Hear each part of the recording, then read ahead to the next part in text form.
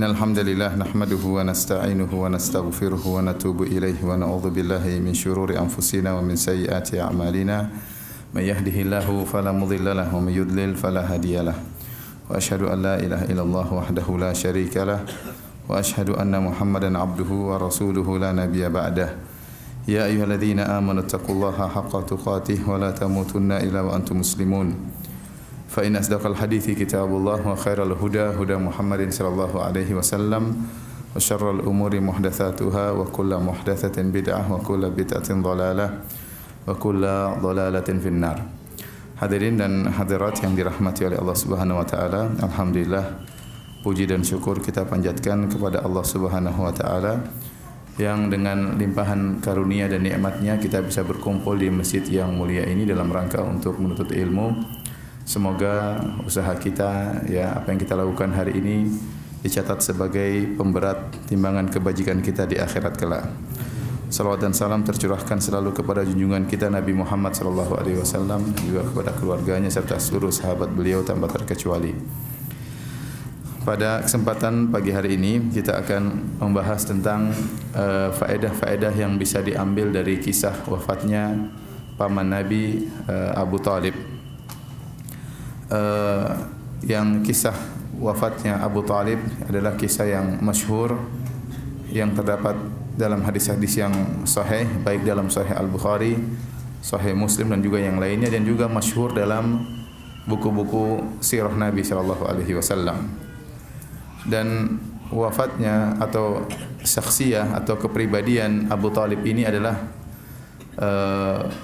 perkara yang kontroversial antara ahlu sunnah dengan orang-orang Syiah. Orang-orang Syiah mereka menyatakan bahwasanya Abu Talib meninggal dalam keadaan Islam, ya. Bahkan sebagian mereka seperti At-Tabatabai, ya, dalam tafsirnya mengatakan bahwasanya Abu Talib lebih berjasa daripada kaum Muhajirin dan kaum Ansar. Lebih afdal daripada kaum Muhajirin dan kaum Ansar. Apa rahasianya? Kenapa mereka berusaha untuk menyatakan Islamnya Abu Talib? Dalam rangka untuk mensucikan Bani Hashim, bahwasanya Abu Talib adalah paman Nabi sallallahu alaihi wasallam dan Abu Talib bapaknya Ali bin Abi Talib. Sehingga mereka ingin membersihkan bagian atasnya Ali, ya. Jangan sampai ayahnya Ali dalam kondisi apa? Kafir.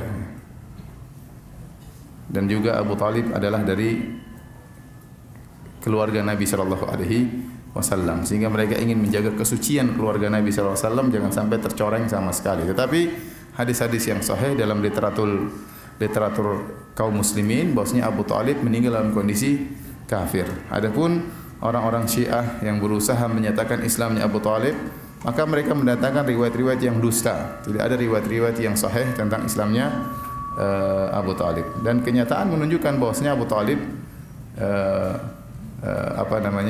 meninggal dalam kondisi kafir. Seandainya Abu Talib masuk Islam, ya, dan sudah mengakui kebenaran Nabi sallallahu alaihi wasallam Islam sejak awal, maka Abu Talib pasti akan dimusuhi oleh orang kafir Quraisy. Ternyata Abu Talib tidak dimusuhi oleh orang kafir Quraisy karena orang kafir Quraisy segan sama Abu Talib. Kenapa? Karena dia masih dalam kondisi apa? Kafir, ya.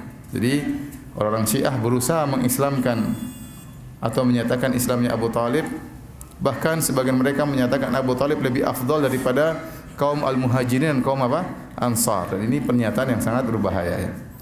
Adapun menurut kita umat Islam, bahwasanya Abu Talib meninggal dalam kondisi kafir, dalam kondisi musyrik, dan ada hikmah-hikmah yang dipetik dari dibalik meninggalnya Abu Talib dalam kondisi musyrik. Oleh karenanya Ibnu Hajar rahimahullahu taala juga menukil dari Ibnu Taimiyah rahimahullahu taala. Jadi Ibnu Taimiyah punya buku yang masyhur membantah orang-orang Syiah yang judulnya Minhajus Sunnah An-Nabawiyah, yang dicetak sekarang 9 jilid. Di situ beliau membantah seorang Rafidhah dan bantahannya sangat indah dan sangat luar biasa, ya. Buku yang sangat indah sehingga diringkas oleh Az-Zahabi rahimahullahu taala. Az-Zahabi ulama besar di mazhab Syafi'iyah meringkas buku Minhajus Sunnah Nabawiyah, dan sebagian perkataan Ibnu Taimiyah dinukil oleh Ibnu Hajar dalam Fathul Bari. Dinukil oleh Ibnu Hajar dalam Fathul Bari dalam masalah ini. Masalah ini.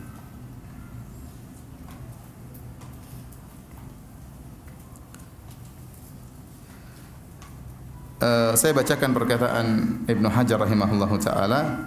Beliau berkata, nama dari Abu Talib adalah Abdul Manaf. Abu Talib nama aslinya siapa? Abdul Manaf, ya. Wasmuhu indal jami' Abdul Manaf. Ini kata Ibnu Hajar, penulis Fathul Bari, dalam Fathul Bari. Dia berkata, dan nama Abu Talib menurut seluruh ulama adalah Abdul Manaf. Wa syadza man qala Imran. Dan telah nyeleneh orang yang mengatakan bahwasanya nama Abu Talib adalah Imran. Bal huwa qaulun batil. Inilah perkataan yang batil. Naqalahu Ibnu Taimiyah fi kitab Ar-Radd al-Rafidhi, sebagaimana dinukil oleh Ibnu Taimiyah dalam kitabnya bantahan terhadap Ar-Rafidhah, itu kitab Minhajus Sunnah Nabawiyah. Anna ba'd ar-Rawafid, Ibnu Taimiyah menukil bahwasanya sebagian orang-orang Syiah za'ama, menyangka anna qaulahu ta'ala innallaha astafa Adam wa Nuha wa ala Ibrahim wa ala Imrana 'alal alamin. Dalam surat Al-Imran ada firman Allah, sungguhnya Allah telah memilih Adam, memilih Nuh, memilih keluarga Ibrahim, wa ala Imran, dan memilih keluarga Imran. Maksudnya kata orang-orang Syiah, Ali Imran di situ maksudnya Alu Abi Talib, karena Abu Talib namanya Imran. Allah telah memilih keluarga Imran, maksudnya keluarga Abu Talib. Jadi Abu Talib bukan cuma masuk surga, bahkan Abu Talib dipuji oleh Allah dalam apa? Al-Quran. Jadi surat Ali Imran itu artinya surat Ali Abu Talib. Orang Syiah ngawur kalau sudah apa? Kalau sudah tafsir, ya. Wa anna isma Abi Talib Imran, dan namanya adalah Imran. Ini tidak benar. Perhatikan di sini maksud saya. Kenapa saya sengaja menukil hal ini? Karena Ibnu Hajar menukil dari siapa? Ibnu Taimiyah. Oleh karenanya waktu Ibnu Taimiyah dikatakan sesat, ya, bahkan ada yang mengatakan, barang siapa mengatakan Ibnu Taimiyah Syekhul Islam adalah kafir, maka dibantah oleh para ulama, di antaranya oleh Ibnu Nasiruddin Ad-Dimashqi dalam kitabnya Ar-Raddul Wafir, bantahan terhadap orang yang menyesat-nyesatkan Ibnu Taimiyah, dan buku itu diberi mukaddimah oleh Ibnu Hajar, di mana Ibnu Hajar memuji Ibnu Taimiyah dengan pujian yang sangat indah. Di antara perkataan Ibnu Hajar, ya, kalau tidak ada kebaikan Ibnu Taimiyah kecuali muridnya Ibnu Qayyim, maka sudah cukup. Seandainya Ibnu Taimiyah tidak punya kebaikan apapun kecuali punya murid namanya siapa? Ibnu Qayyim, maka sudah cukup tentang keagungan Ibnu Taimiyah rahimahullahu taala. Bagaimana lagi dengan keluasan ilmunya. Jadi Ibnu Qayyim adalah salah satu kebaikan dari kebaikan Ibnu Taimiyah rahimahullahu taala. Jadi Ibnu Hajar aja menukil dari siapa? Ibnu Taimiyah. Kemudian datang orang sekarang mengatakan Ibnu Taimiyah sesat dan menyesatkan. Ya, ini orang dai seperti ini, dai yang keblinger, ya. Ya, tidak tahu diri, kemudian mengatakan Ibnu Taimiyah sesat dan menyesatkan. Ibnu Taimiyah saja perkataannya dinukil oleh siapa? Ibnu Hajar Al-Asqalani rahimahullahu taala. Taib. Jadi maksud saya Abu Talib adalah tokoh yang kontroversial antara Syiah dan apa? Sunnah. Antara Syiah dan Ahlu Sunnah. Ahlu Sunnah menganggap Abu Talib di neraka, orang Syiah menganggap Abu Talib di mana? Di surga. Bahkan lebih baik daripada Abu Bakar dan Umar. Bahkan ada surat Ali Imran artinya surat apa? Alu Abi Talib. Karena nama Abu Talib siapa? Imran. Taib. Sekarang kita bacakan tentang kisah wafatnya Abu Talib sebagaimana termaktub dalam Sahih Al-Bukhari dan juga dalam Sahih Muslim. Diriwayatkan, ya, dari Ibnu Syihab Az-Zuhri, dia berkata, akhbarani Sa'id ibn al-Musayyib an abihi, dari Al-Musayyib bin Huzn, qala, atau bin Hazan, ya, qala lamma hadarat Abu Talibin al-wafatu ja'ahu Rasulullah sallallahu alaihi wasallam. Jadi yang meriwayatkan hadis ini adalah Al-Musayyib, dan dia seorang sahabat radhiyallahu taala anhu. Dia bercerita, tatkala Abu Talib telah datang kepadanya kematian, yaitu akan meninggal dunia. Ja'ahu Rasulullah sallallahu alaihi wasallam, maka Abu Talib dijenguk oleh ponakannya yaitu Rasulullah sallallahu alaihi wasallam. Fawajada indahu Abu Jahlin wa Abdullah bin Abi Umayyah bin Al-Mughirah. Maka ternyata yang menjenguk Abu Talib lebih dahulu daripada Nabi ada dua orang, yaitu Abu Jahal kemudian Abdullah bin Abi Umayyah bin Al-Mughirah. Dua orang kafir. Faqala Rasulullah sallallahu alaihi wasallam, Rasulullah SAW sudah kedahuluan Abu Jahal dengan siapa? Abdullah bin Abi Umayyah bin Al-Mughirah. Ya. Maka Rasulullah SAW menasihati pamannya. Faqala Rasulullah SAW bersabda, "Ya ammi, qul la ilaha illallah kalimatan asyhadu laka biha indallah." Wahai pamanku, ucapkanlah la ilaha illallah, suatu kalimat yang aku akan bersaksi bagimu di sisi Allah. Dalam riwayat yang lain, uhaju laka indallah, aku akan berhujjah, berargumen di hadapan Allah untuk membelamu wahai pamanku. Ucapkanlah la ilaha illallah, aku akan berargumen dengan kalimat ini membelamu di hadapan Allah. Dalam riwayat yang lain, ujadilu, saya akan berjidal, berdebat untuk membelamu wahai pamanku di hadapan Allah Subhanahu wa taala. Nabi mendakwai pamannya, siapa tahu pamannya masuk Islam. Faqala Abu Jahlin wa Abdullah bin Abi Umayyah, maka rupanya dua orang ini Abu Jahal dan Abdullah bin Abi Umayyah juga berdakwah. Mereka berkata, "Ya Abu Talib, wahai Abu Talib, atarghabu an millati Abdul Muttalib? Apakah kau benci dengan agama bapakmu Abdul Muttalib?" Falam yazal Rasulullah sallallahu alaihi wasallam ya'riduha alaihi. Rasulullah SAW mengulangi lagi kepada pamannya, "Wahai pamanku, ucapkan la ilaha illallah, suatu kalimat yang aku akan bela engkau di hadapan Allah." Wa yu'idu lahu tilkal maqalata. Dan Rasulullah SAW mengulangi lagi perkataan tersebut, mengulang-ulanginya. Hatta qala Abu Talib, akan tapi ternyata dua orang ini juga mengulang-ulangi. Nabi berdakwah, dia juga berdakwah. Nabi bersabda, Abu Jahal juga bersabda. Repotnya. Abu Jahal, lagi dua orang kan. Jadi Nabi kalah provokasi. Nabi satu, mereka berapa? Berdua. Ya. Hatta qala Abu Talib akhira ma kallamahum, sampai akhirnya apa yang dikatakan oleh Abu Talib terakhirnya, huwa ala millati Abdul Muttalib, dia berada di atas agamanya bapaknya Abdul Muttalib. Wa aba an yaqula la ilaha illallah, dan dia enggan mengucapkan la ilaha illallah. Faqala Rasulullah sallallahu alaihi wasallam, maka Rasulullah SAW berkata, "Ama wallahi la astaghfiranna laka ma lam unha anka." Demi Allah, ketahuilah, demi Allah aku akan mohon ampunan bagimu wahai pamanku selama aku tidak dilarang untuk memohon ampunan bagimu. Fa anzalallahu azza wa jalla, maka Allah turunkan firman-Nya, "Ma kana lin nabi wal ladzina amanu ay yastaghfiru lil musyrikin." Tidak pantas bagi nabi dan juga orang-orang yang beriman untuk mohon ampunan bagi orang-orang musyrikin walau kanu uli qurba, meskipun orang-orang musyrikin tersebut adalah karib kerabat mereka. Min ba'di ma tabayyana lahum annahum ashabul jahim, setelah jelas bagi mereka bahwasanya karib kerabat mereka itu adalah penghuni neraka jahanam. Wa anzalallahu ta'ala fi Abi Talib, dan Allah menurunkan ayat khusus kepada Abu Talib. Ya. Faqala li Rasulillah sallallahu alaihi wasallam, maka Allah berkata kepada Nabi sallallahu alaihi wasallam, "Innaka la tahdi man ahbabta." Kau tidak bisa beri hidayah, petunjuk kepada orang yang kau cintai. Jadi Nabi sangat cinta kepada Abu Talib.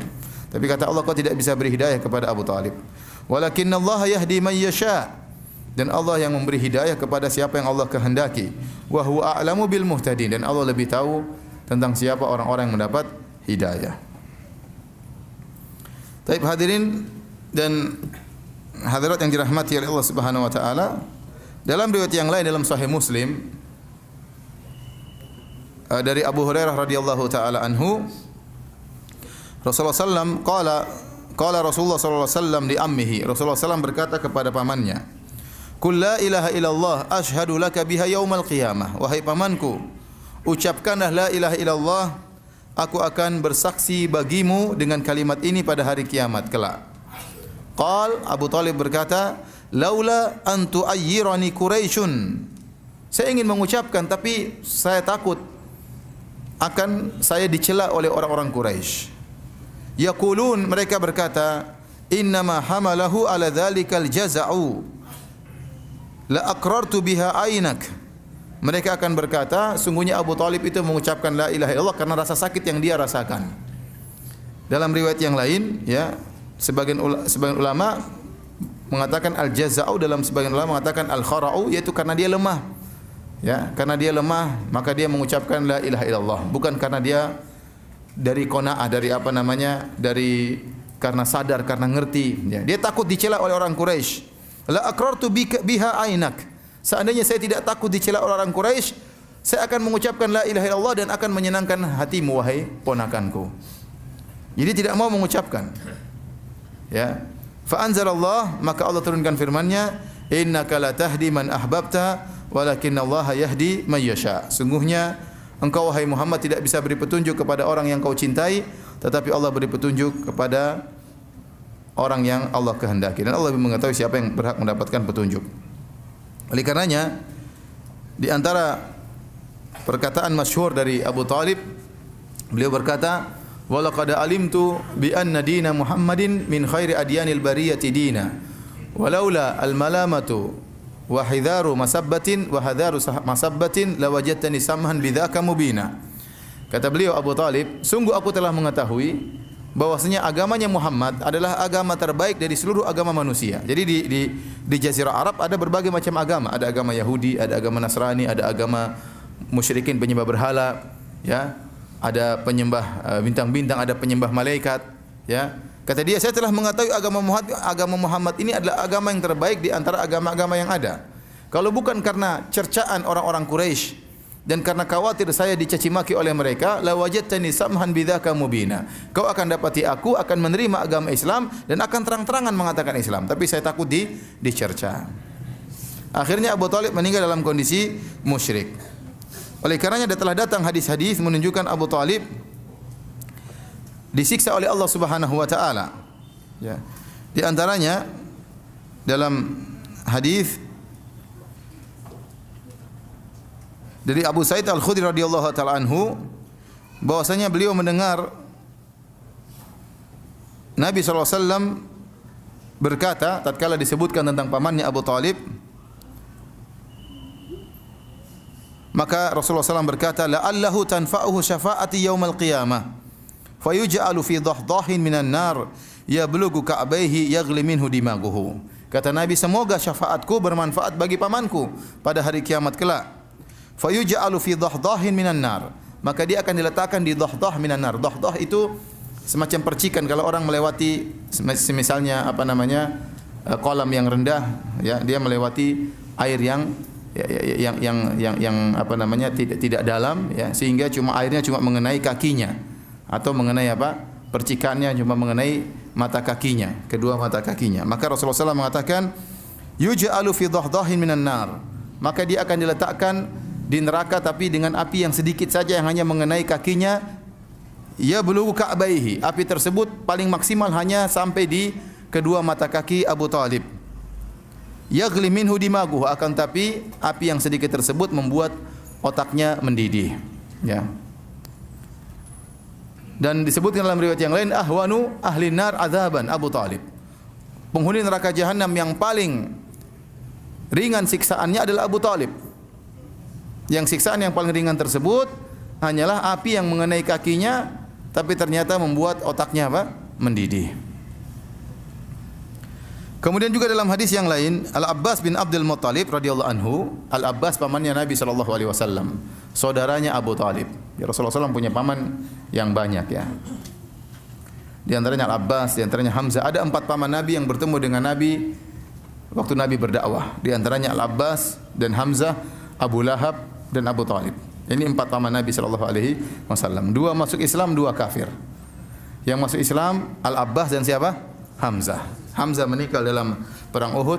Al-Abbas masih hidup setelah wafatnya Nabi sallallahu alaihi wasallam. Kemudian yang kafir Abu Lahab dan siapa? Abu Talib.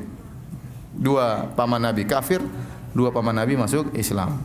Subhanallah, paman Nabi yang kafir nama-namanya nama-nama musyrikin. Abu Lahab nama aslinya siapa? Abdul Uzza. Abdul Uzza. Oleh karenanya Allah mengatakan tabbat yada Abi Lahab. Sebenarnya mengatakan ini di antara kenapa Allah tidak menyebutkan nama Abu Lahab padahal namanya Abdul Uzza, karena Allah tidak ingin ada nama Abdul Uzza dalam Al-Qur'an. Ya, karena Abdul Uzza itu artinya hamba Al-Uzza. Bukan hamba Allah tapi hamba Al-Uzza, dan Al-Uzza adalah salah satu berhala yang disembah oleh orang kafir musyrikin. Maka Allah hanya menyebutkan kunyahnya Abu Lahab. Padahal namanya bukan Abu Lahab, namanya siapa? Abdul Uzza. Makanya tabbat yada Abi Lahab. Ya. Dan Abu Lahab adalah paman Nabi yang paling keras menentang dakwah Nabi sallallahu alaihi wasallam. Dia yang pertama mencela Nabi sallallahu alaihi wasallam waktu Nabi sallallahu alaihi wasallam mengumpulkan kaum musyrikin dan Nabi naik di atas bukit Safa. Kemudian Nabi sallallahu alaihi wasallam mengatakan, kalau saya mengatakan bahwasanya di balik gunung ini ada pasukan perang yang akan menyerang kalian, hal kuntum musaddiqiyya? Apa kalian akan membenarkan aku? Kata kaum Quraisy, ma jarrabna alaika kadziban. Kami tidak pernah tahu kau berdosa wahai Muhammad. Ma jarrabna alaika illa sidqan. Yang kami tahu kau hanyalah orang yang jujur. Maka Nabi mengatakan, fa inni mundziru lakum baina yaday adzabin syadid. Maka saya ingatkan kepada kalian, di hadapan kalian ada azab yang pedih kalau kalian tidak beriman kepada Allah. Maka yang pertama kali protes kepada Nabi pamannya Abu Lahab. Ya, dia mengatakan tabban laka ya Muhammad ali hadza jama'tana. Celaka engkau hai Muhammad, apakah karena ini kau kumpulkan kami? Maka turunlah firman Allah Subhanahu wa taala, tabbat yada Abi Lahab. Celaka kedua tangan Abu Lahab. Jadi Abu Lahab ini paman Nabi, kurang ajar ya. Dia istrinya, anak-anaknya semua kurang ajar ya. Dia kurang ajar, istrinya juga apa? Allah sebutkan dalam Al-Qur'an, wa imra'atu hammalatal hatab. Sama Allah sebutkan istrinya ya. Juga celaka, anak-anaknya juga apa? Celaka. Satu keluarga celaka semua, keluarga Abu Lahab ya. Oleh karenanya disebutkan putri-putri Nabi di antaranya dinikahi oleh putra-putranya Abu Lahab. Putri-putri Nabi dinikahi oleh putra-putranya siapa? Abu Lahab. Dan ini sebelum Nabi mendakwahkan dirinya sebagai seorang nabi. Tatkala Nabi berdakwah dia adalah seorang nabi, maka Abu Lahab dan orang-orang Quraisy menyuruh putra-putranya Abu Lahab untuk menceraikan putri-putri Nabi, supaya Nabi dibuat sibuk dengan anak putri-putrinya yang sedih dicerai. Akhirnya diceraikan, di antaranya Ruqayyah dan Ummu Kalsum. Diceraikan. Padahal suami-suami mereka di antaranya adalah putra-putra siapa? Abu Lahab ya. Abu Lahab meninggal dalam kondisi kafir. Yang satunya lagi Abu Talib. Abu Talib juga namanya Abdu Manaf. Namanya siapa? Abdu Manaf. Dan juga bukan nama Islami, Abdu Manaf, hambanya Manaf. Ya, dan dia juga meninggal dalam kondisi kafir. Adapun paman Nabi yang masuk Islam adalah Al-Abbas dan Hamzah, nama-nama Islami. Oleh karenanya sebenarnya mengatakan nama itu punya pengaruh. Nama itu punya apa? Pengaruh. Dan ini bukan suatu kebetulan yang menakjubkan. Abu Talib dan Abu Lahab nama-namanya bukan nama-nama Islami dan mereka mati dalam kondisi musyrik dan kafir. Adapun Al-Abbas dan Hamzah nama-namanya Islami, maka mereka masuk Islam dengan hidayah dari Allah Subhanahu wa taala. Taib. Al-Abbas pamannya Nabi dan saudaranya Abu Talib. Maka Al-Abbas bertanya kepada Nabi, "Ma agnaita an ammika fa innahu kana yahutuka wa yaghdabu laka." Wahai Muhammad, apa yang bisa kau bantu kepada pamanmu Abu Talib? Bukankah pamanmu Abu Talib dahulu yang membelamu? Dia marah untuk membelamu. Ya, dia yahutuka yaitu dia yuraik, dia memperhatikan engkau. Ya, dan dia marah karena engkau. Maka Nabi mengatakan ada manfaatnya. Ya. Saya kasih syafaat. Kalau saya tidak kasih syafaat, lakana fid darkil asfali minan nar. Laula ana lakana fid darkil asfali minan nar. Kalau bukan karena syafaatku, maka Abu Talib berada di neraka jahanam yang paling apa? Yang paling bawah. Tetapi kata Rasulullah SAW, huwa fi dhahdahin min nar. Walaula ana lakana fid darkil asfali minan nar. Dia berada di neraka yang bagian atas, yang hanya mengenai kakinya saja. Percikan-percikan api yang mengenai kakinya sampai ke kedua mata kakinya. Kalau bukan karena saya, dia di neraka yang paling bawah. Ya. Itu pun sudah sangat menyiksa. Ya, jadi disebutkan memakai sendal terbuat dari api membuat otak mendidih. Ini semua adalah dalil menunjukkan bahwasanya Abu Talib meninggal dalam kondisi musyrik. Ya, Abu Talib meninggal dalam kondisi musyrik dan meninggal dalam kondisi kafir. Oleh karenanya dia dimasukkan dalam neraka jahanam oleh Allah Subhanahu wa taala. Baik hadirin dan hadirat yang dirahmati oleh Allah Subhanahu wa taala. Kita kembali kepada hadis ya. Dalam hadis Rasulullah SAW menjenguk pamannya Abu Talib yang dalam kondisi sakaratul maut ya. Ya, Dan ternyata sebelum Nabi datang sudah ada dua orang. Siapa? Abu Jahal dan Abdullah bin Abi Umayyah bin Al-Mughirah. Ibnu Hajar mengatakan wa yahtamil, dan bisa jadi hadir orang ketiga yaitu Musayyab. Karena yang meriwayatkan hadis ini adalah namanya Musayyab. Ini seorang sahabat juga. Tapi dia tidak bercerita tentang kehadirannya. Dia tidak bercerita tentang kehadirannya. Dan Abu Jahal, Abdullah bin Abi Umayyah bin Al-Mughirah dan Musayyab bin Huzan seluruhnya dari Bani Makhzum. Dari Bani Makhzum, Al-Makhzumi. Dan Al-Makhzumi ini kabilah dari Quraisy. Kabilah dari Quraisy yang mereka bersaing dengan Bani Hashim. Bani Hashim itu adalah kabilahnya Nabi Muhammad sallallahu alaihi wasallam. Yang dua-duanya kembali kepada kabilah Quraisy. Kembali kepada kabilah Quraisy. Dan Bani Makhzum inilah kabilah yang paling bersaing dengan kabilah Quraisy. Disebutkan dalam sebagian riwayat, kenapa Abu Jahal tidak mau beriman? Ya, padahal dia tahu kebenaran tentang Rasulullah sallallahu alaihi wasallam. Dia mengatakan dengan kesombongannya, Abu Jahal ini, dan dia dari Bani Makhzum, dia mengatakan, kalau kami bersaing dengan Bani Hashim, Bani Hashim berbuat baik kepada jemaah haji, kami Bani Makhzum juga berbuat baik kepada jemaah haji. Kami selalu berlomba dalam kemuliaan, sehingga orang-orang mengetahui kemuliaan Bani Hashim sebagaimana kami Bani Makhzum juga diakui kemuliaan kami. Apakah tatkala dari Bani Hashim ada ngaku sebagai nabi? Nah, kalau begini kita pasti kalah. Ya. Jadi kalau Muhammad ngaku sebagai nabi, saya enggak mungkin ngaku sebagai nabi. Saya tidak punya mukjizat. Istilahnya Abu Jahal dia pintar. Dia bilang, sekarang tiba-tiba muncul dari Bani Hashim, kita selalu bersaing nih. Dalam kebaikan, mereka beri makan kepada fakir miskin, kami beri makan kepada fakir miskin. Mereka beri bantuan kepada fakir miskin, kami Bani Makhzum juga beri bantuan kepada fakir miskin. Sehingga Bani Makhzum dan Bani Hashim bersaing. Sekarang tiba-tiba muncul dari Bani Hashim orang ngaku sebagai nabi. Wah, saya enggak mungkin ngaku sebagai apa? Nabi. Nabi Abu Jahal tidak punya apa? Tidak punya mukjizat. Oleh karenanya supaya kami tetap bersaing, saya tidak mau ngaku dia sebagai apa? Nabi. Itu sebabnya karena hasad. Jadi Abu Jahal tidak mau beriman kepada Nabi SAW karena apa? Karena hasad.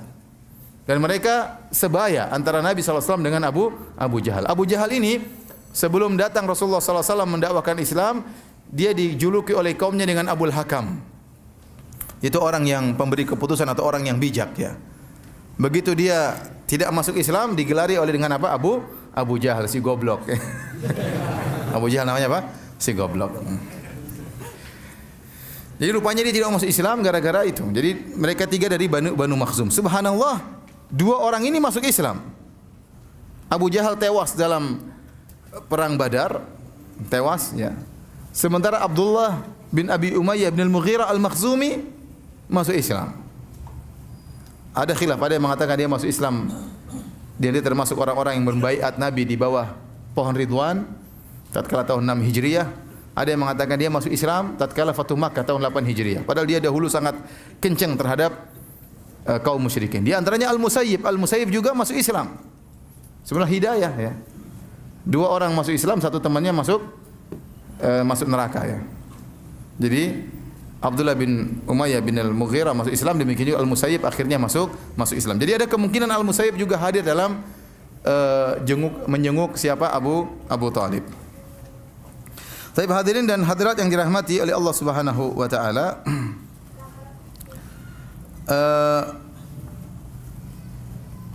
Nabi sallallahu alaihi wasallam menyampaikan dakwah kepada Abu Talib sebelum al-mu'ayanah. Jadi dalam hadis Rasulullah SAW bersabda, Inna Allah yaqbalu taubatal abdi ma lam yughargir. Sungguhnya Allah menerima taubat seorang hamba sebelum nyawa di kerongkongan. Al-ghargharah, sebelum nyawa di kerongkongan. Nyawa sudah di kerongkongan, sudah al-mu'ayanah. Al-mu'ayanah itu melihat malaikat maut datang, maka sudah tidak bermanfaat. Tetapi kapan seorang kita bisa hukumi sudah dalam kondisi ghargharah, dalam kondisi nyawa sudah di kerongkongan dan sudah melihat malaikat, kita tidak tahu. Karena yang melihat malaikat cuma dia. Ya. Walakin la tubsirun, ya. Ya.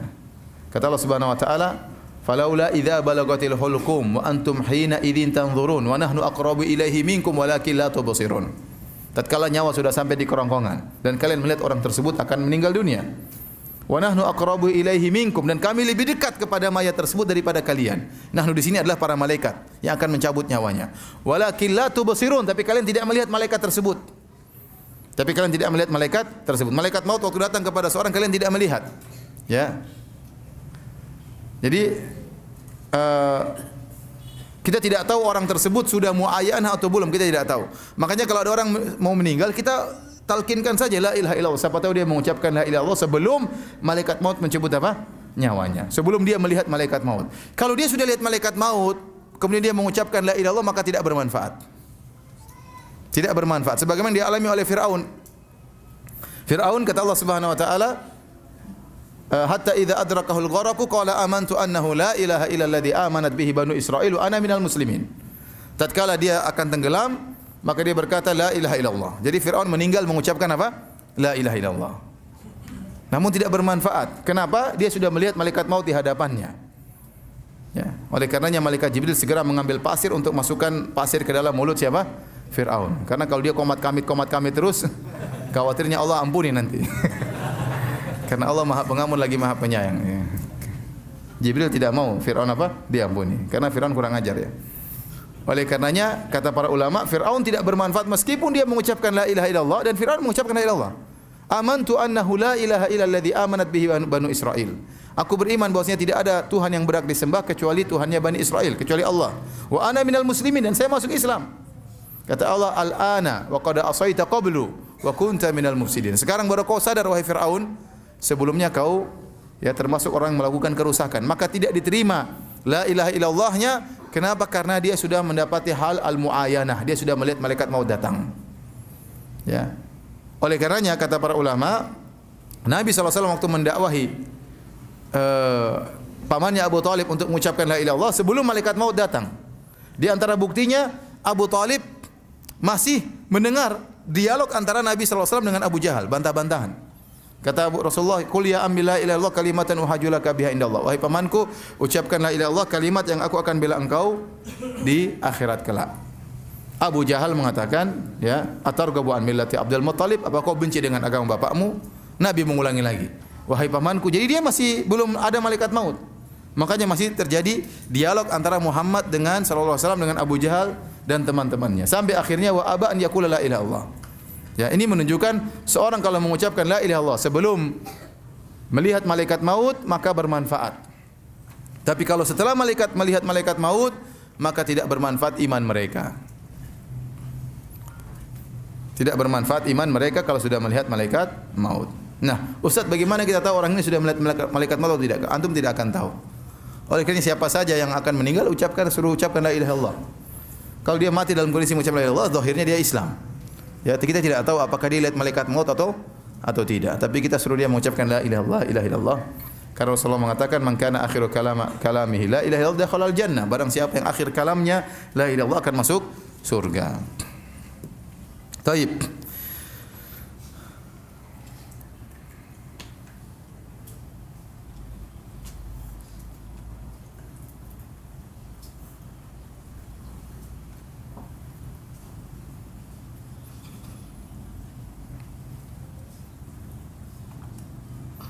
Hadirin dan hadirat yang dirahmati Allah Subhanahu wa taala, ada beberapa hikmah yang kita bisa ambil dari kisah wafatnya Abu Talib paman Nabi sallallahu alaihi wasallam. Yang pertama bahwasanya hidayah murni di tangan Allah Subhanahu wa taala. Hidayah ada dua. Kata para ulama, yang pertama namanya hidayah taufik, hidayatul irsyad.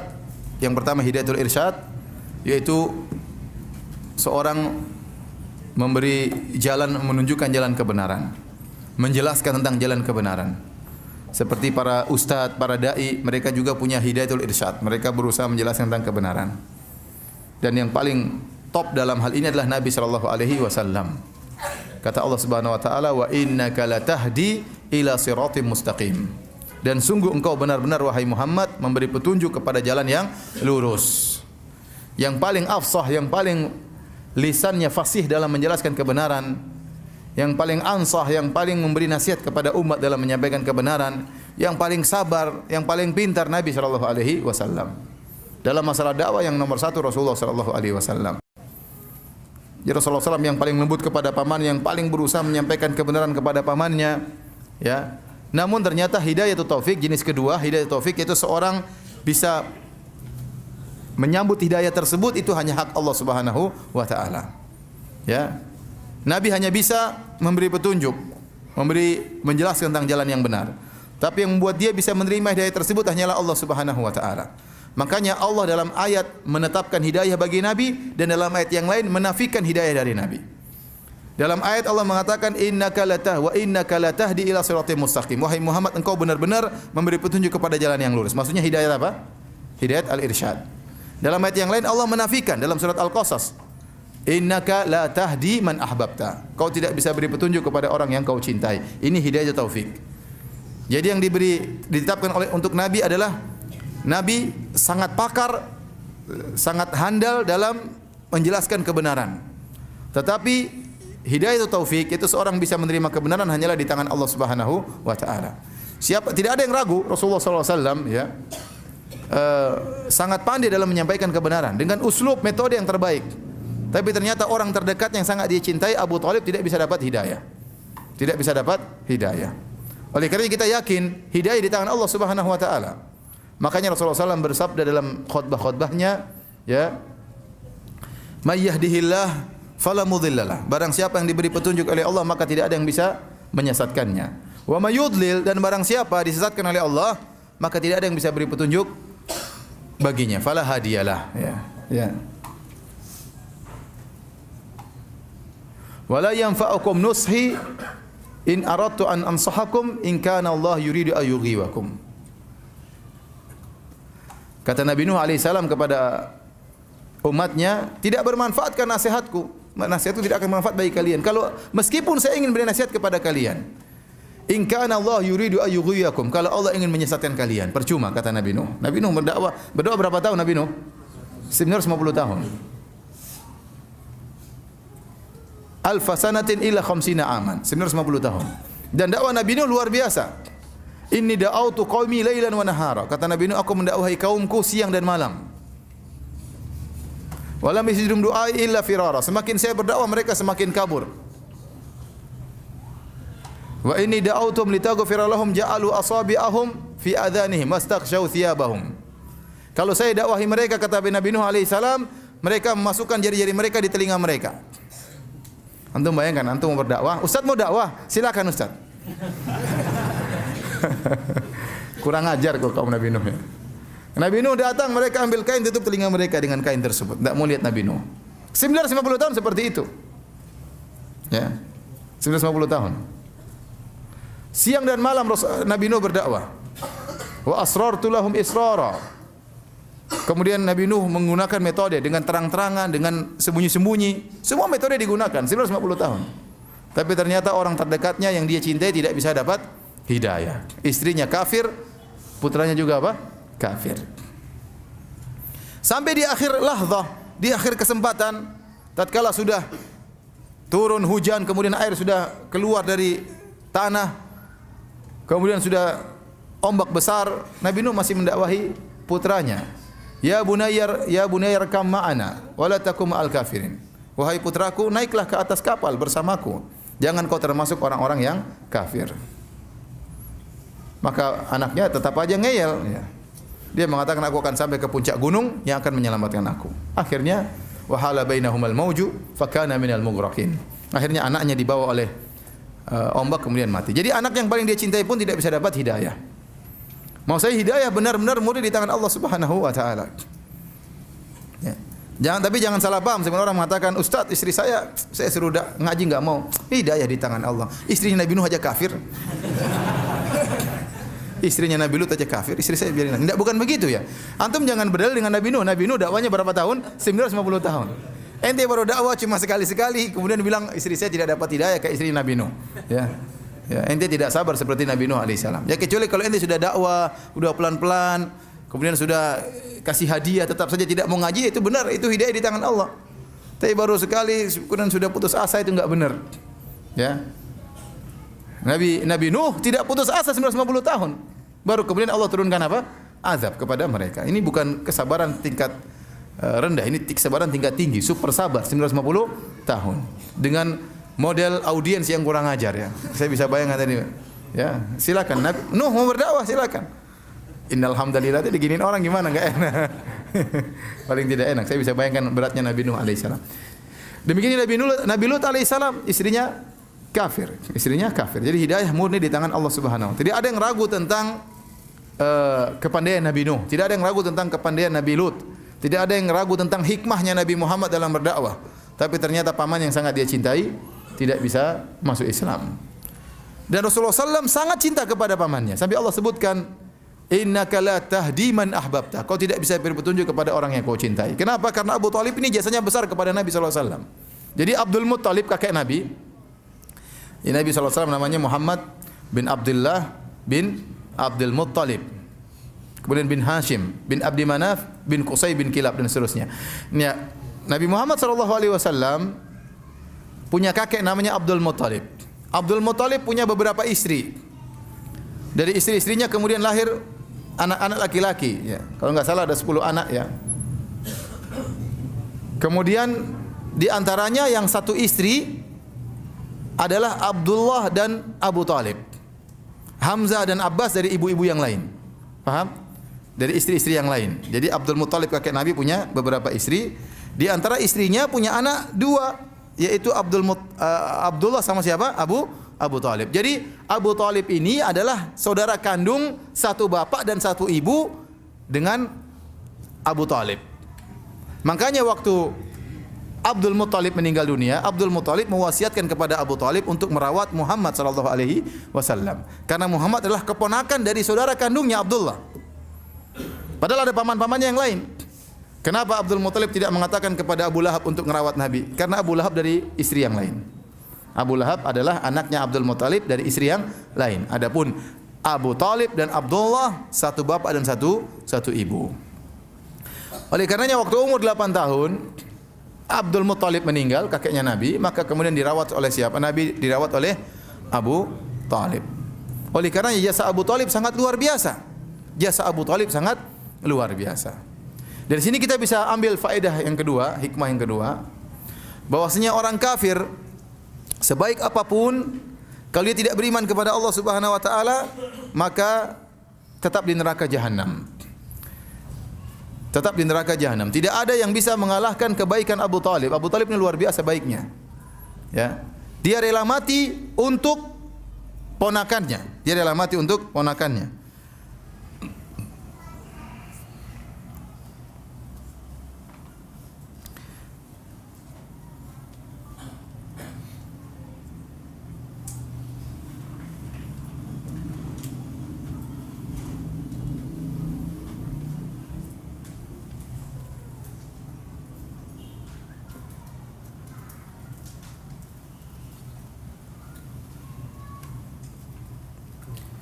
Intinya ada perkataannya dari dinukil oleh Ibnu Hajar ya, Abu Talib intinya mengatakan mereka tidak akan bisa mengganggumu wahai ponakanku sampai aku dikubur. Aku akan bela terus engkau sampai aku dikuburkan. Jadi benar-benar dia jasanya kepada Nabi luar biasa. Ya. Pertama di antara jasa Abu Talib, dia yang merawat Nabi sallallahu alaihi wasallam. Dan kita tahu Nabi Muhammad itu yatim piatu. Tidak punya ayah, tidak punya ibu, dan merawat anak yatim pahalanya luar biasa. Ya kata Rasulullah sallam, as-sa'i fil armalah wal aitam kal mujahid fi sabilillah. Seorang yang berusaha untuk memberikan kebaikan kepada anak-anak yatim dan kepada para janda seperti orang yang berjihad di jalan Allah Subhanahu wa taala. Ya. Jadi kalau antum ingin berjihad tanpa pedang, di antaranya urusi anak-anak yatim dan urusi juga para janda, ya. Anak yatim janda juga, jangan anak yatim aja. Janda juga ya. Janda jangan yang muda aja, yang tua juga. Ini namanya berjihad di jalan Allah Subhanahu wa taala. Kemudian juga dalam hadis Rasulullah SAW mengatakan ana wa kafilul yatim kahataini fil jannah. Aku dan pengurus anak yatim seperti dua jari ini di surga. Jadi dekat dengan Nabi sallallahu alaihi wasallam. Ini pahala besar merawat anak-anak yatim. Apalagi anak yatim tersebut ternyata Muhammad sallallahu alaihi wasallam. Jadi kita tahu bagaimana jasanya Abu Talib. Ya, luar biasa merawat Nabi Muhammad sallallahu alaihi wasallam. Maka Nabi sangat sayang kepada Abu Talib. Dan Abu Talib ini orang yang miskin. Dia orang terpandang nasabnya tinggi tapi dia miskin. Makanya waktu Nabi SAW sudah besar, Nabi menyuruh anak-anaknya dibagi-bagi. Ali bin Abi Thalib diambil oleh Nabi. Kenapa Abu Thalib tidak mampu merawat siapa? Ali. Kemudian Ja'far diambil oleh siapa lagi? Diambil oleh pamannya kalau nggak salah Abbas. Tinggal Aqil kalau nggak salah di Abu Thalib. Jadi anak-anaknya dibagi-bagi. Karena Abu Thalib dalam kondisi apa? Miskin. Ya, tapi dia orang terpandang karena nasabnya tinggi. Anaknya Abdul Muthalib. Abdul Muthalib adalah pimpinan orang-orang Quraisy. Ya. Jadi Abu Thalib orang yang sangat baik. Tetapi meskipun baiknya luar biasa, tidak bermanfaat baginya tatkala dia meninggal dalam kondisi musyrik. Dan ada orang-orang seperti ini yang kebaikannya luar biasa, tapi ternyata di neraka jahanam. Contoh seperti Abdullah bin Jud'an. Abdullah bin Jud'an, kata Aisyah radhiyallahu taala anha, "Ya Rasulullah, Abdullah bin Jud'an kana yasilur rahim, kana yaqrid dhaif, kana yut'im at-ta'am, hal yanfa'uhu dzalik?" Wahai Rasulullah, bagaimana Abdullah bin Jud'an? Dahulu adalah orang yang baik, suka menyambung silaturahmi, suka memberi makan kepada fakir miskin, suka menjamu tamu. Apakah bermanfaat? Kata Rasulullah SAW, la, tidak bermanfaat. Lam yakul yauman qat rabbi ighfirli khati'ati yaumiddin. Dia tidak pernah berkata, ya Allah ampuni dosa-dosaku pada hari kiamat kelak. Maka Abdullah bin Jud'an meskipun baik, meninggal dalam kondisi musyrik, maka tidak bermanfaat kebaikannya. Contoh orang yang baik lagi seperti Amr bin Luhai al-Khuzai. Amr bin Luhai al-Khuzai disebutkan dalam buku-buku sejarah seperti Akhbar Makkah, ya, Lil Azruqi, kemudian juga Al-Bidayah wa Nihayah karya Ibnu Katsir. Bagaimana Amr bin Luhai al-Khuzai adalah seorang yang sangat dermawan, sering memberikan makanan yang begitu banyak kepada jemaah haji. Namun kata Nabi SAW, "Ra'aitu Amr bin Luhai al-Khuzai yajurru qasbahu finnar." Aku melihat Amr bin Luhai al-Khuzai menggeret ususnya di neraka jahanam. Kenapa? Li'annahu awwalu man sayyaba sawaib. Karena dia orang yang pertama kali melakukan kesyirikan di kota Makkah. Kebaikannya tidak bermanfaat.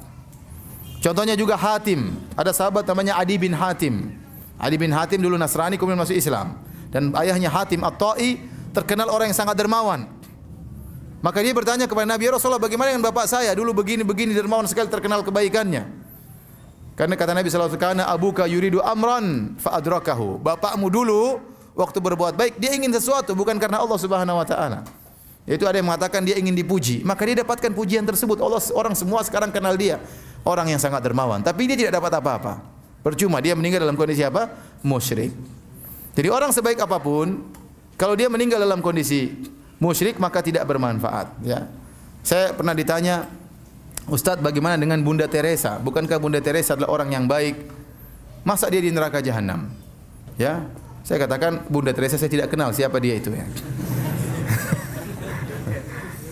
Ya, tidak pernah WhatsAppan juga, enggak pernah. Saya enggak tahu. Iya. Tetapi kalau dia meninggal dalam kondisi musyrik, percuma. Mana lebih besar jasanya? Dia atau Abu Thalib? Mana lebih besar jasanya? Dia atau Abu Thalib? Abu Thalib lebih besar jasanya. Ngerawat anak yatim tersebut Muhammad sallallahu alaihi wasallam. Meskipun akhlaknya baik terhadap manusia, tidak berakhlak kepada Allah Subhanahu wa taala.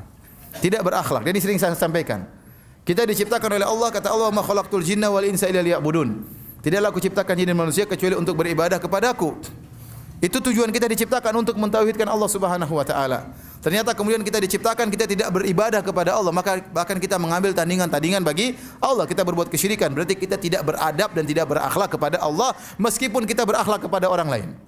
Percuma, tidak ada faedahnya. Kalau Anda tidak berakhlak kepada Allah, Anda tidak ada nilainya di sisi Allah Subhanahu wa taala. Ibarat saya sering sampaikan contoh sederhana, ada seorang dua orang tua, ayah dan ibu, telah berjasa terhadap anaknya. Ibunya telah mengandungnya 9 bulan, kemudian menyusuinya, ayahnya sudah mencari nafkah setengah mati, membanting tulang, kemudian bekerja keras untuk mendidik anaknya.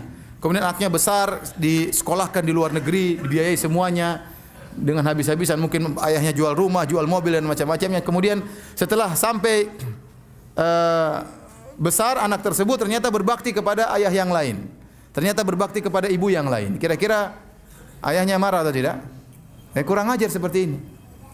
Sama, Allah Subhanahu wa taala sudah kasih kita fasilitas, kasih pendengaran, penglihatan, akal, pikiran, kasih rizki yang tiada henti-hentinya.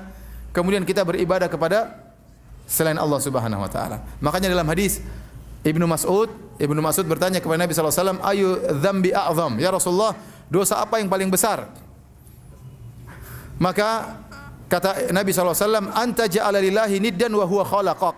Engkau mengambil tandingan bagi Allah, yaitu kau menyembah kepada selain Allah, padahal yang ciptakan engkau cuma Allah Subhanahu wa taala. Enggak boleh seperti ini. Namanya tidak beradab.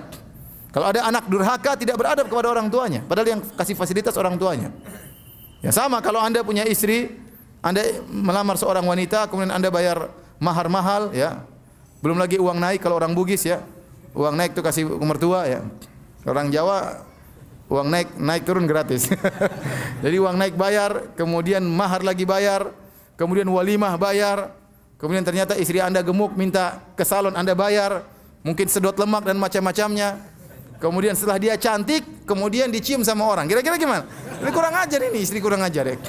Sudah dikasih semua fasilitas, kemudian dinikmati oleh orang lain. Dia baktinya diserahkan bukan kepada suaminya tapi kepada lelaki yang lain. Ini kurang ajar namanya. Maka saya katakan, orang sebaik apapun, akhlaknya seindah apapun, tetapi kalau dia ternyata tidak berakhlak kepada Allah, neraka jahanam. Berbeda dengan pendapat orang-orang liberal. Orang liberal mengatakan, agama itu yang penting adalah mengantarkan kepada akhlak yang baik. Mau agamanya apa saja, mau musyrik, enggak apa-apa. Yang penting akhlaknya baik. Kalau dia akhlak baik masuk surga. Kita bilang enggak benar ini. Enggak benar. Karena meskipun dia akhlaknya baik kepada manusia, kalau akhlaknya bejat kepada Allah, masuk neraka. Dan saya sering sampaikan, bagaimana menurut Anda wahai orang liberal tentang orang yang ateis, tidak percaya sama Tuhan, tapi akhlaknya baik? Kalau orang ateis ini akhlaknya baik, masuk surga atau masuk neraka? Menurut orang-orang liberal masuk apa? Masuk surga. Menurut orang liberal masuk surga. Gimana kita masukkan dalam surga sementara dia tidak percaya surga? Orang ateis tersebut tidak percaya adanya Tuhan apalagi surga. Jadi ini dalil bahwasanya seorang sebaik apapun kalau meninggal dalam kondisi musyrik maka tidak bermanfaat. Seperti Abu Talib, baiknya luar biasa tapi dia bahkan rela mati untuk Islam. Tapi tatkala dia meninggal dalam kondisi musyrik maka dia masuk neraka jahanam. Kemudian di antara dan saya sampaikan juga, jadi waktu wafatnya Abu Talib dikatakan wafatnya sekitar 3 tahun sebelum hijrah. Dan beberapa hari bersamaan dengan wafatnya Khadijah radhiyallahu taala anha, istri Nabi sallallahu alaihi wasallam. Maka sebagian ahli sejarah menamakan tahun tersebut dengan tahun kesedihan. Amul Huzn, tahun kesedihan, Sebagian ulama menyamakan demikian, dan memang benar-benar Nabi diuji pada tahun tersebut. 2 orang yang sangat dekat dengannya selalu membantu dakwah baginya meninggal dunia. Khadijah radhiyallahu anha membantu dengan seluruh hartanya. Saudagar, kaya raya, memberikan hartanya seluruh kepada Nabi sallallahu alaihi wasallam. Dan Khadijah benar-benar merawat anak-anaknya sehingga Nabi bisa fokus untuk berdakwah. Tidak terlalu sibuk dengan memikirkan anak-anaknya. Duit semua disediakan oleh istrinya Khadijah radhiyallahu taala anha. Kalau pulang maka disambut oleh Khadijah radhiyallahu taala anha. Kalau Nabi SAW dalam kondisi sedih, maka yang menemani kesedihannya, yang menasihati Nabi adalah Khadijah radhiyallahu taala anha. Istri yang sangat dia cintai tersebut akhirnya meninggal dunia. Bersamaan dalam beberapa hari juga meninggal Abu Talib yang selama ini membela dia. Tidak ada yang berani mengganggu Nabi waktu Abu Talib hidup. Karena kalau ada yang berani ganggu Nabi, ingin melukai Nabi, melempar pasir atau segalanya, akan berhadapan dengan siapa? Abu Talib. Dan mereka segan dengan Abu Talib. Karena Abu Talib adalah paman Nabi yang nasabnya sangat tinggi. Anaknya pimpinan orang-orang Quraisy, anaknya Abdul Muttalib. Namun tatkala Abu Talib meninggal dunia, mulailah mereka berani memaki Nabi, berani menyakiti Nabi sallallahu alaihi wasallam. Makanya tahun tersebut disebut oleh sebagian ahli sejarah dengan Amul Huzn, yaitu tahun kesedihan. Taib, hadirin dan hadirat yang dirahmati Allah Subhanahu wa taala, di antara faedah yang kita bisa ambil dari kisah ini,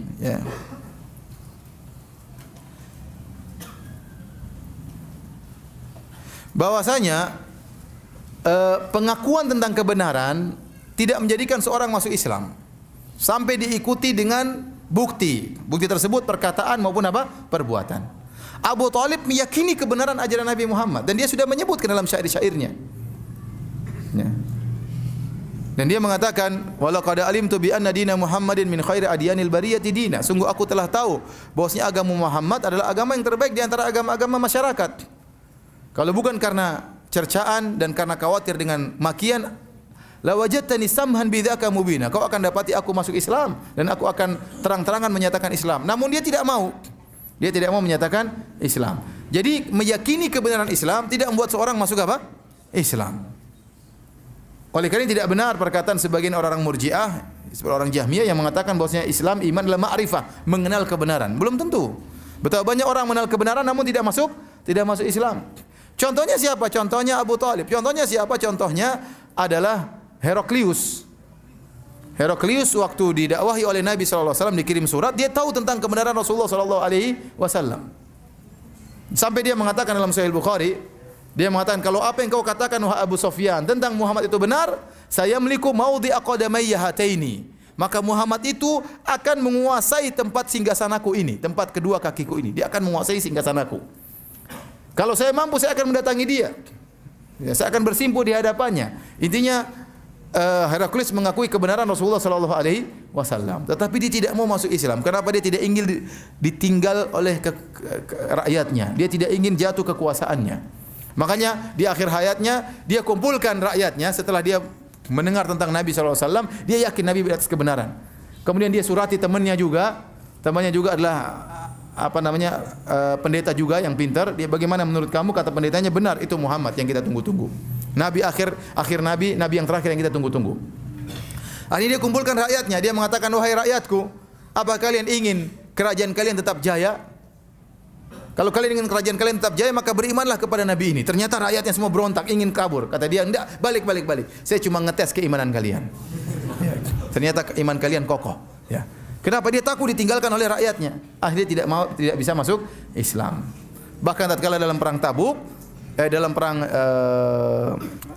Mu'tah, dia mengirim pasukan untuk melawan pasukan Rasulullah sallallahu alaihi wasallam. Maksud saya, mengetahui banyak orang kafir mengetahui Islam itu benar, tapi tidak mau masuk Islam. Maka barang siapa yang hanya mengetahui kebenaran Islam namun tidak mengucapkan la ilaha illallah Muhammadur Rasulullah, maka percuma. Abu Thalib mengenal Islam tapi tidak mau masuk Islam. Tahu kebenaran tapi tidak mau masuk Islam. Kemudian di antara faedah yang bisa kita ambil dari kisah ini, yaitu tentang bahayanya berpegang teguh dengan tradisi leluhur. Tradisi leluhur.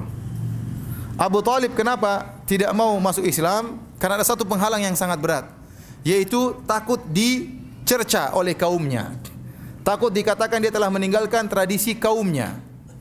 Dan ini diketahui oleh Abu Jahal. Abu Jahal tahu di antara senjata yang paling ampuh untuk menjadikan Abu Thalib tetap di atas kemusyrikan, diingatkan tentang tradisi leluhur. Makanya waktu Nabi berdakwah, "Qul ya ammi la ilaha illallah kalimatan uhajjulaka biha indallah." Wahai pamanku, ucapkan la ilaha illallah, satu kalimat yang aku akan berargumen di hadapan Allah untuk bela engkau. Abu Jahal satu aja perkataannya. Atarghabu an millati Abdul Muthalib? Abu Jahal tidak banyak omong. Cuma satu aja. Apakah kau benci dengan agama nenek moyangmu? Itu aja. Apakah kau benci dengan agama bapakmu? Itu aja. Dia tidak mau dicela. Makanya Abu Thalib jelas dalam Sahih Muslim, laula an tu'ayyirani Quraisy. Kalau bukan saya khawatir dicerca oleh orang Quraisy, la aqrartu biha ainak. Saya akan buat kau senang wahai ponakanku. Saya akan masuk Islam buat kau senang. Tapi saya takut dicerca oleh orang kafir Quraisy. Oleh karenanya Ibnu Qayyim rahimahullah menyebutkan di antara perkara yang paling menghalangi hidayah adalah berpegang teguh dengan tradisi leluhur yang menyimpang. Jadi sering saya sampaikan. Dan ini sudah sejak dahulu. Lihatlah bagaimana Nabi Ibrahim alaihissalam waktu dia berdakwah mendapati kaumnya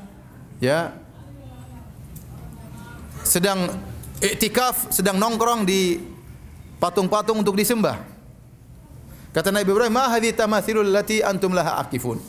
Patung-patung apa ini yang kalian nongkrong di situ beribadah? Apa jawaban kaumnya? Wajadna aba'ana laha abidin. Kami telah mendapati nenek moyang kami menyembah patung-patung ini. Jadi ini tradisi. Maka Nabi Ibrahim bantah, laqad kuntum antum wa aba'ukum fi dhalalim mubin. Sungguhnya kalian dan nenek moyang kalian, mbah-mbah kalian, nenek moyang kalian semuanya sesat. Kata siapa? Nabi Ibrahim alaihissalam. Ibrahim berani sekali ya. Kalian sesat, bukan cuma kalian, bapak kalian juga sesat, bukan bapak kalian juga, mbah kalian juga apa sesat, kemudian juga nenek moyang kalian juga sesat. Ya. Ibrahim berani. Kalau kita nggak berani. Maka mereka berdalil dengan tradisi leluhur. Demikian juga umat Muhammad SAW, orang kafir Quraisy waktu disuruh untuk beribadah kepada Allah, mereka mengatakan inna wajadna aba'ana ala millah ala ummah wa inna ala atharihim muqtadun. Kami telah mendapati nenek moyang kami berada satu aliran, satu ajaran, kami tinggal mengikuti saja. Dalam ayat yang lain, wa inna ala atharihim muhtadun, dan kami bisa dapat hidayah karena mengikuti ajaran nenek moyang kami. Itu bahaya mengikuti tradisi. Ya. Oleh karenanya Nabi SAW di antara gelaran yang diberikan kepada Rasulullah SAW adalah Sabi. Sabi adalah orang yang keluar dari tradisi nenek moyang. Rasulullah SAW digelari dengan pendusta, digelari dengan kadzab, digelari dengan penyihir, dikatakan mashur, orang tersihir, dikatakan majnun, orang gila, dikatakan syairun majnun, penyair gila. Di antara gelaran adalah Sabi, orang yang keluar dari tradisi nenek moyangnya. Makanya kalau ada orang masuk Islam dikatakan laqad sabauta, kau sudah keluar dari nenek moyangmu, begitu. Kalau ada sahabat yang masuk Islam langsung dijuluki oleh orang-orang kafir Quraisy, laqad sabauta, kau telah keluar dari tradisi nenek moyangmu. Ya, sementara orang tidak suka keluar dari tradisi nenek moyang. Orang keluar dari tradisi moyang akan jadi cercaan. Makanya berpegang dengan tradisi nenek moyang keliru ini perkara yang sangat berbahaya. Saya sering sampaikan bahwasanya di negara kita, negeri kita, ada suatu daerah luar biasa. Daerah tersebut banyak ulama keluar dari daerah tersebut. Orang-orang top, agamanya hebat-hebat. Tetapi ada tradisi yang mereka tidak bisa rubah sampai sekarang. Yaitu bahwasanya kalau menikah yang bayar mahar apa? Perempuan. Yang pegang harta warisan juga apa? Perempuan. Nasab kembali kepada perempuan. Nasab kembali kepada perempuan. Ini tradisi yang salah atau benar? Salah. Tetapi tidak bisa berubah sampai detik ini. Tidak bisa berubah. Padahal banyak ulama dari situ. Kenapa? Karena padahal mereka orang Islam, mereka ngerti. Ini menyelisih ayat-ayat tentang warisan. Ini menyelisih aturan Islam tentang masalah nasab. Nasab kok kepada ibu. Yang bayar mahar juga aturan semua salah. Tetapi tidak bisa berubah sampai sekarang. Kenapa? Masalahnya apa? Tradisi. Dan saya rasa tidak berani dai juga berkuar-kuar di sana. Kalau di sana mungkin tidak bisa lagi ke sana, diusir. Makanya kenapa tradisi? Sementara di tanah air kita ada tradisi-tradisi yang maksiat, ada tradisi-tradisi yang syirik. Tradisi yang syirik dan banyak. Oleh karena seorang tradisi ini perkara yang berat. Ya, perkara yang berat. Dan tradisi kita ada yang baik, alhamdulillah. Banyak tradisi kita yang baik. Tradisi yang baik dijaga. Tradisi yang buruk ditinggalkan. Islam datang untuk memfilter tradisi tersebut. Kalau tradisi tersebut benar maka diterima, kalau salah ditolak. Makanya Rasulullah SAW bersabda dalam hadisnya, "Innama bu'itsu liutammima makarimal akhlak." Sungguhnya aku diutus untuk memperbaiki, untuk menyempurnakan akhlak yang mulia. Kata para ulama, kenapa? Karena orang-orang Quraisy tradisi mereka ada yang baik. Tradisi mereka ada akhlak yang baik. Seperti apa? Mereka suka menjamu tamu, mereka jujur, berkorban demi sahabat. Ini tradisinya orang-orang kafir tatkala itu. Nabi disuruh untuk menyempurnakan tradisi itu. Jadi tradisi yang baik dijaga, tradisi yang buruk ditolak. Ya.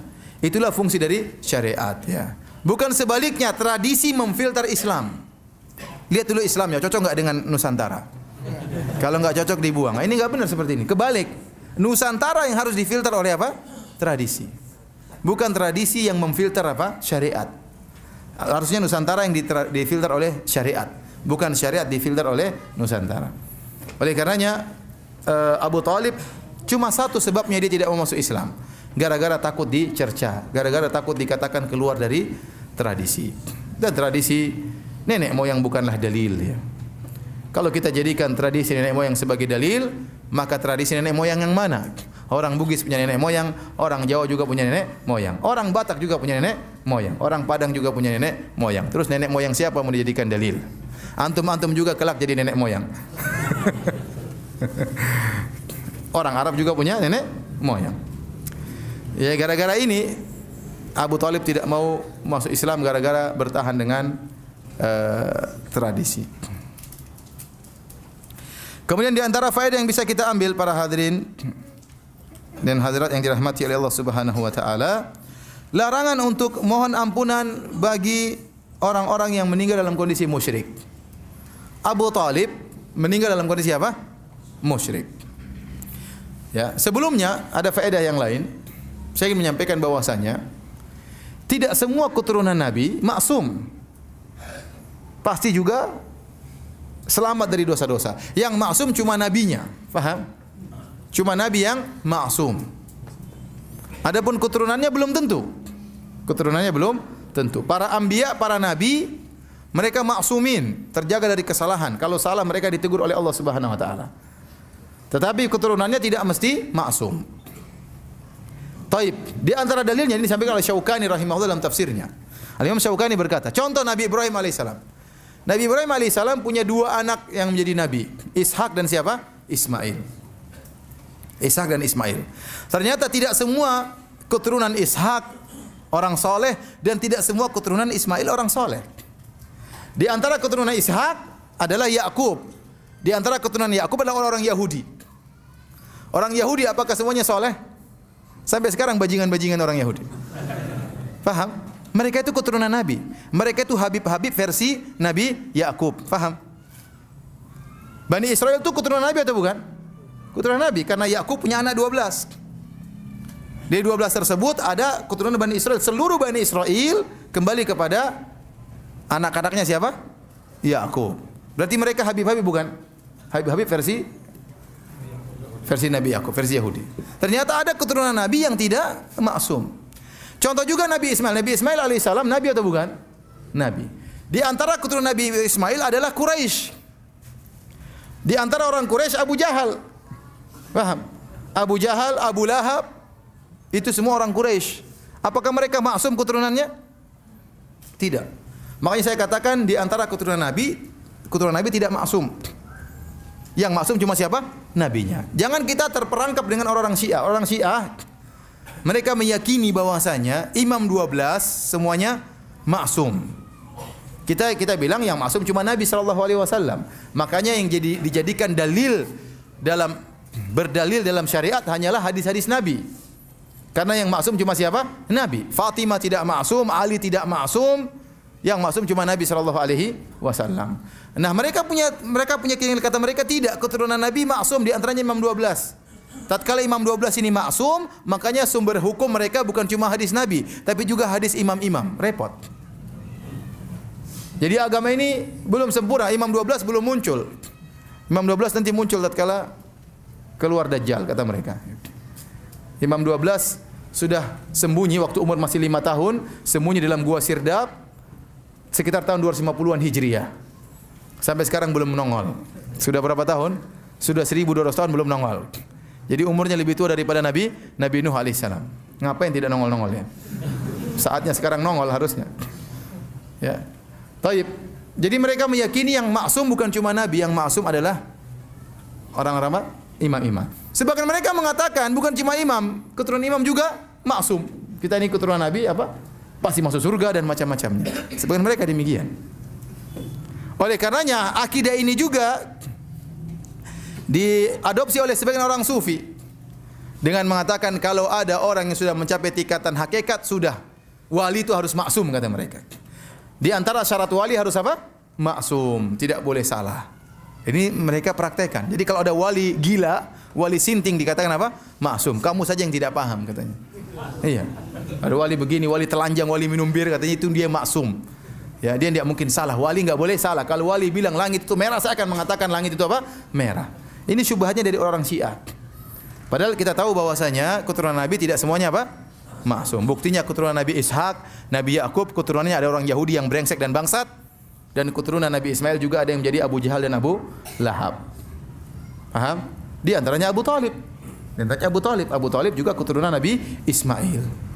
Bahkan satu keluarga, satu rumpun dengan Nabi Muhammad sallallahu alaihi wasallam. Dari sini kita tahu bahwasanya keturunan Nabi tidak semuanya maksum. Oleh karena kita ketahui Habib-habib pun demikian. Ada Habib-habib yang sunnah, ada Habib yang Syiah. Ada Habib-habib yang apa? Syiah. Ya. Padahal semuanya kontradiktif. Ada Habib yang sufi. Ya. Oleh karenanya ada Habib-habib, contohnya mereka kontradiksi. Contohnya sebagian Habib-habib mengatakan maulid boleh, sebagian Habib bikin tanda tangan maulid haram. Coba. Yang kita ikuti Habib yang mana? Berarti Habib tidak apa? Maksum. Maka yang kita ikuti dalil. Yang kita ikuti super Habibnya itu Rasulullah sallallahu alaihi wasallam. Itu yang kita ikuti. Ali bin Abi Thalib pernah berkata, "Ala ab'atsuka ala ma ba'athin Rasulullah sallallahu alaihi wasallam." Sahih Muslim. Kata Ali bin Abi Thalib kepada Abul Hayyaj, "Wahai Abul Hayyaj, maka aku tugaskan engkau sebagaimana saya pernah ditugaskan oleh Nabi." Apa tugasnya? Allah tada timsalan illa tamastahu. Jangan kau biarkan ada patung kecuali kau hancurkan. Wala qabran musyrifan illa sawaitahu. Jangan kau biarkan ada kuburan yang tinggi kecuali kau ratakan. Jangan kau biarkan ada kuburan yang tinggi kecuali kau apa? Ratakan. Sebagian Habib malah meninggikan apa? kuburan. Sekarang kita ikuti Habib sekarang atau Habib Ali bin Abi Thalib? Atau Habib Muhammad sallallahu alaihi wasallam? Habib Muhammad sallallahu alaihi wasallam pernah menyuruh Habib Abi Thalib, Habib Ali bin Abi Thalib untuk meratakan apa? Kuburan. Sekarang sebagian Habib malah memelihara apa? Kuburan ditinggikan. Maka saya katakan, ya, keturunan Nabi harus kita hormati. Rasulullah SAW mengatakan, "Udzakirukumullah fi ahli baiti." Aku ingatkan kalian untuk menghargai, untuk menghormati keturunanku. Tetapi kalau keturunan Nabi SAW melakukan kesalahan, kita harus tegur. Tidak boleh kita biarkan. Dan mereka tidak maksum. Mereka tidak apa? Maksum. Contohnya Abu Thalib, keturunan Nabi siapa? Ismail. Tidak maksum. Taib. Faedah berikutnya, larangan untuk memohon ampunan bagi orang musyrikin. Dalam Sahih Bukhari dan Sahih Muslim, maka turunlah firman Allah Subhanahu wa taala, "Innaka ma kana lin-nabi wal ladzina amanu ayastaghfirul musyrikin walau kanu uli qurba min ba'di ma tabayyana lahum annahum ashabul jahim."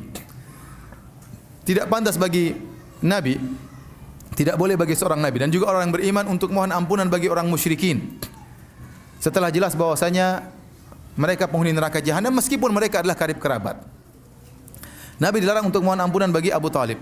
Nabi dilarang mohon ampunan bagi Abu Thalib karena dia musyrik. Dan ayat ini juga ya turun kepada Nabi sallallahu alaihi wasallam tatkala Nabi ingin mohon ampunan bagi ibunya. Sebagian dijelaskan oleh Al-Hafidz Ibnu Hajar rahimahullahu taala dalam Fathul Bari. Kata Ibnu Hajar, wa qad thabata anna Nabiy sallallahu alaihi wasallam ata qabra ummihi lamma tamara. Telah sahih, telah valid bahwasanya Nabi sallallahu alaihi wasallam mendatangi kuburan ibunya tatkala beliau berumrah. Fasta'dzana rabbahu ayastaghfir laha. Maka dia pun mohon izin kepada Allah untuk mohon ampunan bagi ibunya. Fa nazalat hadhil ayah. Maka turunlah ayat ini, larangan. Maka lin nabi walladzina amanu ayastaghfirul musyrikin walau kanu uli qurba. Tidak boleh bagi nabi dan orang-orang beriman untuk mohon ampunan bagi orang-orang musyrikin meskipun mereka adalah karib kerabat mereka. Hadis tersebut yang diisyaratkan oleh Ibnu Hajar terdapat dalam Sahih Muslim. Saya bacakan ya. Dari Abu Hurairah radhiyallahu taala anhu, qala zara an-nabiy sallallahu alaihi wasallam qabra ummihi. Nabi sallallahu alaihi wasallam menziarahi kuburan ibunya. Fabaka, kemudian Nabi menangis, wa abka man haulahu. Kemudian Nabi membuat para sahabat juga menangis tatkala itu. Faqala, kemudian Rasulullah SAW berkata, "Ista'dzantu Rabbi fi an yastaghfira laha, an astaghfira laha." Aku mohon izin kepada Allah untuk memohon ampunan bagi ibuku. Falam yu'dzan li, dan tidak diizinkan bagiku. Wa sta'dzantuhu fi an azura qabraha, dan aku minta izin untuk menziarahi kuburannya. Fa'udzina li, maka diizinkan bagiku. Kemudian kata Nabi, "Fazurul kubur fa innaha tudzakirukumul maut." Ziarahilah kuburan karena itu akan mengingatkan kalian kepada kematian. Oleh karenanya para ulama, jumhur ulama Syafi'iyah dan ulama yang lain, di antaranya Nawawi ya, rahimahullahu taala, semua sepakat bahwasanya ibu Nabi sallallahu alaihi wasallam meninggal dalam kondisi apa? Musyrik. Hanya segelintir ulama yang belakangan mengatakan ibu Nabi meninggal dalam kondisi Islam. Seperti Suyuti rahimahullahu taala yang kalau tidak salah di abad ke-9 atau abad ke-10. Adapun ulama-ulama sebelumnya, An-Nawawi abad ke-6, kemudian Ibnu Katsir Az-Zahabi, para syurahul hadis, semuanya berpendapat bahwasanya ibu Nabi meninggal dalam kondisi apa? Musyrik, karena mereka mensahihkan hadis ini. Hadis ini tidak bisa ditakwil. Ya. Maka aneh kalau ada sebagian orang kemudian ya mencela orang yang mengatakan ibu Nabi meninggal dalam kondisi musyrik. Kita bukan bahan kajian kita, tidak. Tapi kalau pas kita lewat kita jelaskan. Ngapain juga tiap hari kita bilang ibu Nabi di neraka, ibu Nabi di neraka, ya ngapain? Tapi kalau pas kita lewat kajian tersebut bahasa ini kita jelasin. Dan ada hikmah di balik itu semua, ya. Ya. Jangan sebaliknya malah ya mencela orang yang mengatakan ibu Nabi meninggal dalam kondisi musyrik, ya, dengan tuduhan yang tidak, ya menyakiti Nabi lah, tidak menghargai Nabi lah, ya macam-macam lah, ya, mulut kotor dan macam-macamnya. Para ulama yang mengatakan demikian. Para ulama yang mengatakan demikian. Ya, saya hanya menukil perkataan para ulama, bahkan jumhur ulama. Bahkan jumhur apa? Mayoritas apa? Ulama Syafi'iyah. Mayoritas ulama Syafi'iyah. Bahkan sebagian ulama mengatakan ijma'. Ijma' ulama mengatakan bahwasanya ibu Nabi meninggal dalam kondisi musyrik. Adapun Suyuti datang belakangan tidak bisa menyelisih ijma. Ijma telah terjadi ijma sebelumnya. Kenapa? Saking banyaknya ulama yang mengatakan demikian. Di antaranya Nawawi rahimahullahu taala. Dan Nawawi adalah ulama besar dalam mazhab Syafi'iyah, bahkan dikatakan muhaqqiqul madhab, orang yang paling pakar tentang mazhab Syafi'iyah. Di antaranya siapa? Imam Nawawi rahimahullahu taala. Jadi ini larangan untuk mohon ampun bagi orang-orang yang meninggal dalam kondisi musyrik. Termasuk Nabi sallallahu alaihi wasallam ditegur. Termasuk Rasulullah SAW ditegur oleh Allah Subhanahu wa taala karena dia pernah mohon ampunan bagi ibunya. Kemudian juga dalam hadis yang lain dari Ali bin Abi Thalib, beliau berkata, "Sami'tu rajulan yastaghfiru li abawayhi wa huma musyrikani." Aku mendengar seorang memohon ampunan bagi kedua orang tuanya. Dan kedua orang tuanya padahal meninggal dalam kondisi apa? Musyrik. Faqultu lahu, "Atastaghfiru li abawayka wa huma musyrikan?" Apakah kau memohon ampunan bagi kedua orang tuamu padahal mereka berdua dalam kondisi musyrik? Maka orang ini berdalil, "Awalaysa astaghfara Ibrahimu li abihi wa huwa musyrik?" Bukankah Ibrahim pernah mohon ampunan bagi ayahnya dalam kondisi musyrik? Dan memang Nabi Ibrahim pernah mohon ampunan bagi ayahnya, kemudian Allah tegur. Akhirnya tidak boleh lagi. Ya. Wa ma kana istighfaru Ibrahim li abihi illa an mau'idatin wa'adaha iyyah. Ya, karena ada janji, ya, tapi setelah itu falamma tabayyana annahu aduwwu lillah tabarra'a min. Tatkala Ibrahim tahu bahwasanya ayahnya adalah musuh dari Allah, maka dia pun berlepas diri daripada ayahnya. Jadi Ibrahim memang pernah mohon ampunan. Kata Ali bin Abi Thalib, "Fadzakartu dzalika li Nabi sallallahu alaihi wasallam." Maka saya pun sebutkan hal ini kepada Nabi. Ada orang mohon ampunan bagi kedua orang tuanya, padahal orang tuanya apa? Musyrik. Maka turunlah firman Allah, "Ma kana lin nabi wal ladzina amanu ayastaghfiru lil musyrikin walau kanu uli qurba." Tidak pantas bagi Nabi dan orang beriman untuk mohon ampunan bagi orang musyrikin kalau mereka meninggal dalam kondisi musyrik. Jadi ditegur. Ini semua dalil bahwasanya tidak boleh mohon ampunan bagi orang meninggal dalam kondisi musyrik. Adapun menziarahi boleh. Orang tua, misalnya ada orang tua meninggal dalam kondisi kafir, kita ziarahi boleh. Nabi sallallahu alaihi wasallam menziarahi apa? Ibunya. Rasulullah SAW menangis. Para ulama menjelaskan kenapa Rasulullah SAW sedih. Ibunya tidak sempat masuk Islam, meninggal dalam kondisi musyrik. Ya. Oleh karenanya, tidak ada hadis-hadis, satu hadis pun yang menjelaskan Nabi pernah mohon ampunan bagi ayah dan ibunya. Tidak ada dalilnya. Ya, kira-kira kalau ayah dan ibu Nabi meninggal dalam kondisi Islam, kira-kira Nabi sering mendoakan ayah ibunya atau tidak? Pasti datang dalam banyak hadis. Tapi satu hadis pun tidak ada. Jangankan hadis sahih, hadis palsu pun tidak ada. Rasulullah SAW pernah mendoakan ayah dan ibunya. Ini semakin menguatkan bahwasanya ayah dan ibunya meninggal dalam kondisi apa? Musyrik. Memang ada khilaf, tapi saya katakan khilafnya belakangan. Ulama-ulama dulu mengatakan sebagaimana zahirnya hadis. Muncul Imam Suyuti rahimahullah. Dan Imam Suyuti bukan orang yang maksum, dia punya kesalahan juga. Dia imam besar. Termasuk dia yang mengatakan Imam Suyuti bahwasanya hari kiamat umur umat manusia cuma 1500 apa? Tahun. Dan itu salah, Imam Suyuti salah. Dia imam besar tapi dia salah. Ya, kita kembali kepada dalil zahir hadis bahwasanya demikian Rasulullah SAW dilarang, ditegur oleh Allah tatkala mohon ampunan bagi Abu Thalib dan juga bagi ibunya. Oleh karenanya dalam Sunan Nasa'i ya, dan yang lainnya, waktu Abu Thalib meninggal dunia, maka Ali bin Abi Thalib datang kepada Nabi sallallahu alaihi wasallam.